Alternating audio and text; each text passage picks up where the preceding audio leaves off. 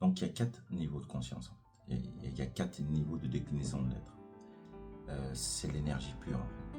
C'est la source. C'est ce retour à l'état initial, avant de naître, avant de prendre forme, en fait.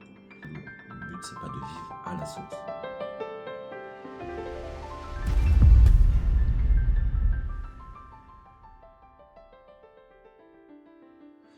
Alors, bonjour à tous. J'espère que vous êtes en pleine forme. Donc, aujourd'hui, je vais parler de l'architecture ontologique de cas. Je pourrais appeler ça aussi l'architecture ontologique de l'être, en fait.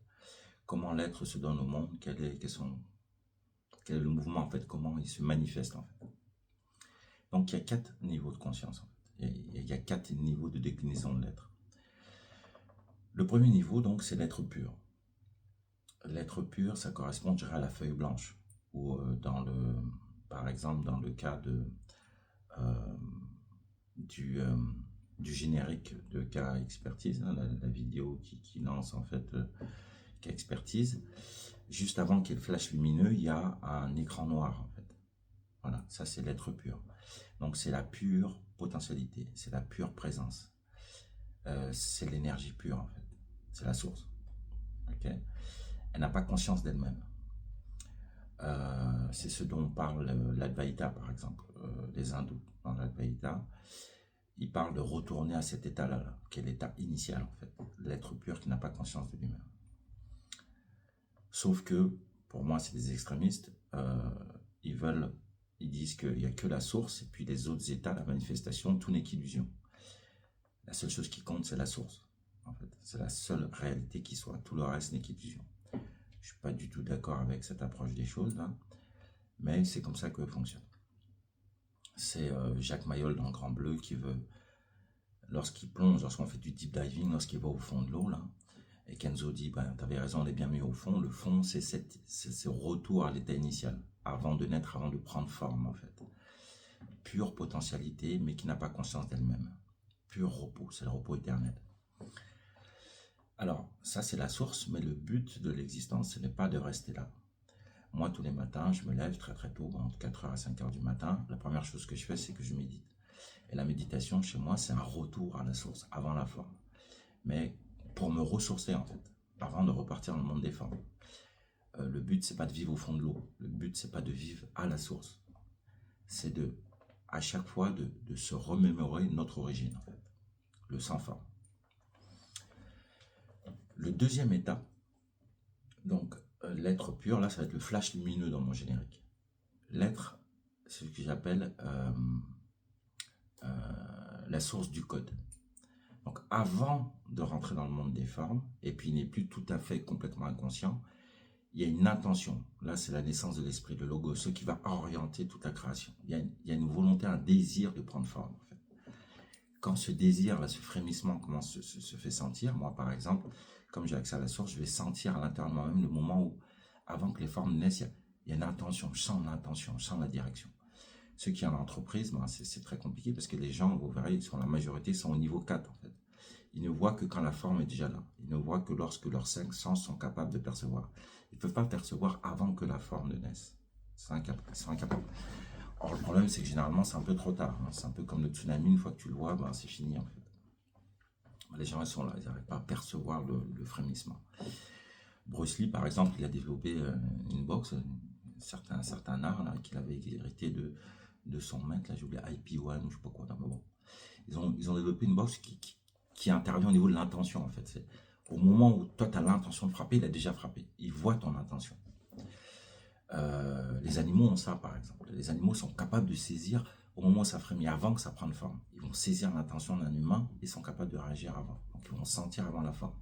Ils vont sentir aussi les catastrophes en fait. Par exemple, un tsunami, ils vont se barrer avant. Le tsunami qui a eu lieu en 2004, je crois en Indonésie, on n'a pas retrouvé d'animaux morts en fait. Essentiellement, c'était des morts humains. Parce que les animaux, ils s'étaient tous partis en fait. Ils savaient à l'avance. Ils sentent ces choses-là. Okay, nous, on a perdu complètement ce sens-là parce qu'on est enfermé dans le code. Mais je vais arriver au niveau 4. Il y a certains maîtres, par exemple, on décrit des combats de maîtres, je ne sais pas si c'est réel ou pas, là, mais on décrit deux maîtres qui se battent, par exemple, ben, ils vont s'asseoir l'un face à l'autre en méditation, et en fait, ils sont juste dans l'intention, ils vont sentir l'intention de l'autre. Le premier qui bouge, ben, il a perdu parce que l'autre va le voir et puis il va réagir en fait. Donc de saisir les choses avant qu'elles se manifestent, tu vas saisir l'intention. Moi, j'ai des clients chez lesquels, par exemple, on va avoir des enjeux avec, par exemple, des fournisseurs, par exemple, et eux, ils vont partir que du niveau 4. Ils vont pas saisir, ils vont pas revenir à l'intention du fournisseur et travailler sur l'intention. Si l'intention est mauvaise, tu peux faire ce que tu veux après, ben, l'intention au départ, elle n'est pas bonne. Donc, tout ce que tu vas faire, tout ce que tu vas manifester sera d'une qualité, excuse-moi l'expression, dégueulasse, en fait. Ça va pas le faire. Donc, ça sert à rien de t'enfarger. Si l'intention est mauvaise, tout le résultat sera mauvais. Dans les rapports humains, par exemple, la confiance, elle est là-dessus. Moi, je vais capter l'énergie source, en fait, de la personne. Donc, si déjà de l'énergie source n'est pas bonne, elle peut me raconter ce qu'elle veut dans la forme. Je ne veux pas être dupe de la forme. Moi, son intention, c'est ça qui compte, en fait. La forme, il peut la rater, mais s'il a une bonne intention, ça va aller. Si tu arrives à saisir ça, tu arrives à éviter, en fait, certaines embûches et des mauvaises relations, en fait. Pour revenir à la source. Je gère beaucoup chez mes clients des projets de mise en place de RP, de solutions de systèmes d'information. Et comme je leur dis, pour pouvoir faire atterrir un projet, il faut bien partir le projet parce que un projet peut se faire en plusieurs années, la mise en place d'un système d'information, mais c'est au départ que se joue le projet en fait, l'intention initiale. C'est comme la conception d'un enfant. L'enfant va naître en fonction de l'intention des parents initialement en fait. S'il y a de l'amour, ça va le faire. Si intentionnellement au départ, c'est un accident, je ne l'ai pas voulu, etc. Tout ça, ça va embarquer dans le code, la codification de l'enfant. Et il va porter ça en lui, en fait. Ça va coder ses gènes, ça va coder sa vie, ça va beaucoup orienter sa vie. L'intention est fondamentale. Comme on dit, c'est l'intention qui compte. L'intention. Donc ça, c'est le deuxième niveau. C'est ce que j'appelle la source du code. Flash lumineux. Troisième moment, explosion lumineuse dans le générique de cas. Donc là, les formes, c'est Big Bang. Là, ça explose. C'est les premières formes, les premiers codes qui vont permettre de coder tout le reste après. L'être va donner une première forme. Après l'intention, il va donner une première forme à la création. En fait. Il va commencer à se coder lui-même pour donner des formes. Okay. Donc, il doit avoir des formes. C'est ce qu'on appelle le code source en informatique. À partir duquel tu es capable après de développer en fait des UI par-dessus. Tu es capable de développer des variantes, mais le code source, il ne bouge pas. Après, tu as des ouvertures dans SAP, par exemple. Tu as le code source, et puis après, il y a des ouvertures où tu peux créer des développements au-dessus de ce code-là. Mais ce code-là, il est très structuré. C'est à partir de lui qui définit toute la structure, l'architecture même de la solution. Tu es capable de penser à partir de là. Et donc, nous, en tant qu'être manifesté, on est encodé. Ok ? L'eau est codée d'une certaine manière, le sang circulant est codé d'une certaine manière. On arrive dans une structure en fait. Il y a des choses, là tu rentres, il y a des lois. Tu ne peux pas faire ce que tu veux en fait, parce qu'il y a un code. Et si tu décodes quelque chose, tu crées un déséquilibre. Il faut faire attention. Pour pouvoir changer le code, il faut avoir une vue d'ensemble parce que ce code-là permet un équilibre parfait. Il y a des théories sur lorsqu'il y a les discussions entre les croyants et les non-croyants. L'un des arguments, c'est de dire, je crois qu'il y a un certain nombre de constantes dans l'univers, la constante gravitationnelle, tout un tas de constantes, il y a des chiffres qui reviennent comme ça. Et que parfois c'est des chiffres où il y a plein de chiffres après la virgule. Et on dit à la 30e après la virgule, si tu fais une modification infime, tout l'univers ne peut pas exister tel qu'il existe. Donc c'est vraiment très précis, il y a une logique. C'est pour ça que j'ai vraiment du mal à comprendre l'athéisme, croire que tout ça c'est du hasard et puis que ça se fait. En fait, pour moi, c'est de la folie. De la même manière que l'Advaita, c'est de la folie de penser qu'il n'y a que l'être pur et puis que tout le reste n'est qu'illusion. Pour eux, déjà, là, on est dans l'illusion en train de se casser la tête pour rien. Eux, ils sont dans l'être pur, le reste, on s'en fout. C'est vraiment Jacques Mayol qui dit, sa femme qui essaie de le retenir, qui dit ouais, mais je suis enceinte, moi je t'aime, je suis réel, j'existe. Lui, il veut aller qu'au fond de l'eau. Okay, donc, il nie complètement la création. Donc, ça, c'est un autre extrême qui ne marche pas. Après le code source, donc on arrive au quatrième niveau, c'est le code du code. En fait, il y a plein de codifications détaillées en fait. Donc le code source va permettre à partir donc, on va dire, du code élémentaire de développer des structures de plus en plus complexes. Donc là, on reste dans les formes, les animaux, les êtres humains, les arbres, etc., les esprits. Tout ça, c'est à partir du code source qu'il y a une complexification qui se fait, et puis ça donne ce qu'on appelle la création qu'on voit tous les jours. La majorité des gens que je connais sont au niveau 4. sans connaître ni le 3, ni le 2, ni le 1. Ils peuvent le pressentir plus ou moins, mais c'est vague. Ils sont dans le niveau 4. Donc, ils sont enfermés dans leur code. Moi, on va dire, je suis un code, donc il y a l'être. Je suis dans la codification homme. Être homme, Stéphane. Donc, il y a la singularité, c'est ce code spécifique qui donne Stéphane. Et Stéphane, lui, moi, après, il ne faut pas le prendre comme, comme une vantardise. Moi, j'ai accès aux 4 niveaux. Quand j'avais 10 ans, j'ai commencé à avoir la fissure dans le code. Donc, je suis né jusqu'à 10 ans dans le niveau 4, et puis à partir de 10 ans, j'ai commencé à faire un rêve et commencé à avoir une fissure dans le code. J'ai commencé à voir qu'il n'y a pas que le code, en fait.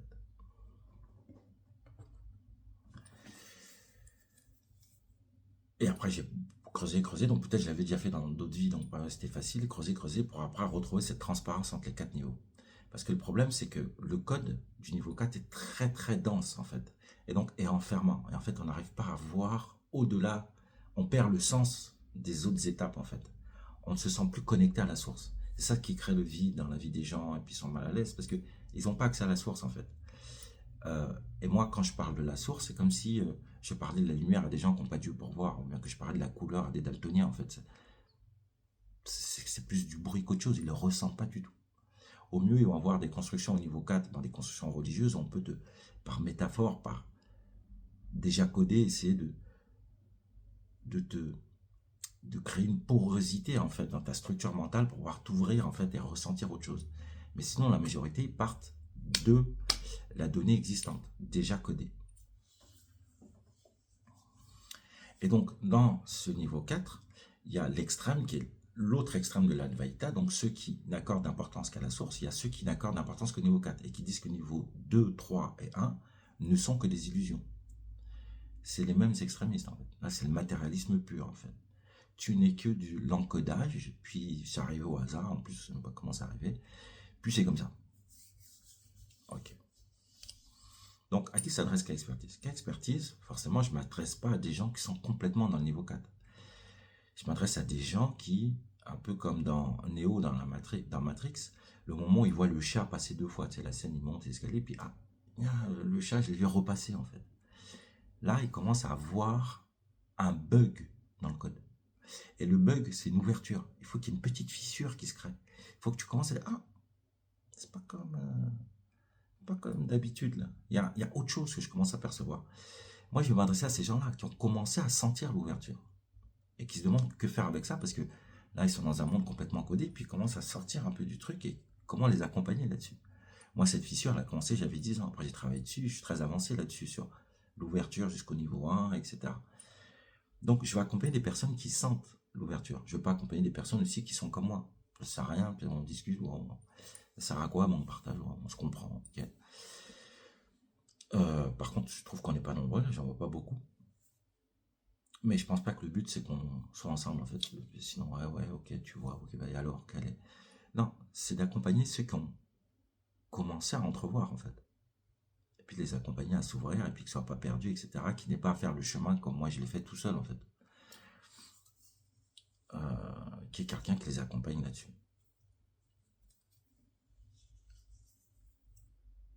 Donc, si cela fait sens, si cette notion de cette fracture, en fait, cette petite ouverture, cette fissure dans le code commence à émerger chez vous, et que vous avez essayé tout un tas de techniques pour essayer de comprendre ce qui se passe en vous, donc vous avez épuisé la psychologie, c'est pas psychologique, vous avez épuisé la religion, vous avez épuisé tout, la science, vous avez épuisé tout un tas d'affaires, vous avez tout un tas de trucs pour essayer de vous retrouver là-dedans que vous n'avez pas trouvé. Contactez-moi. Contactez-moi. K-Expertise, on est là pour vous accompagner en fait là-dessus. Mais il faut avoir épuisé tout ce que vous pensez pouvoir gérer par vous-même en fait. Quand vous êtes fatigué de ça, venez. Venez pas encore avec des doutes, vous allez perdre mon temps, je n'ai pas de temps à perdre, je ne suis pas là pour expliquer, me justifier. Ou tu le ressens et puis on enchaîne, ou c'est pas encore ça, continue de suivre tes croyances, va au bout de ton move. On sera bien fatigué de ça, on pourra enchaîner.